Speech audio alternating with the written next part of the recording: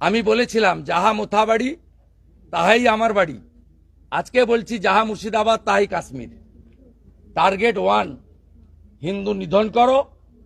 মহিলাদের ছেড়ে দিয়েছে যাতে ফিরে এসে পাড়াতে, এলাকাতে, ওয়ার্ডে, নগরে, শহরে বলতে পারে যে হিন্দু পরিচয় দেখে খুন করেছে, যাতে বাঙালি যারা টুরিস্ট প্রিয় বাঙালি, ট্যুরিজম প্রিয় বাঙালি, তারা বেড়াতে গিয়ে এবারে হিন্দু পরিচয় দেবে না, নাম পাল্টে বলবে।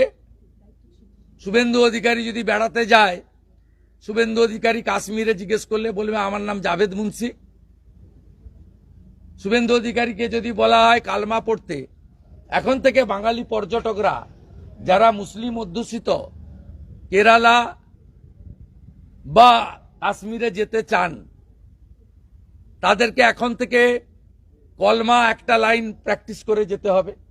সেই জন্য বাড়ির স্ত্রী, বোন, মহিলাদেরকে ছেড়ে দিয়েছে, পুরুষদেরকে খুন করেছে, যাতে সমগ্র হিন্দু সমাজের কাছে এই বার্তাটা যায় যে তোমরা কখনো হিন্দু পরিচয় দেবে না।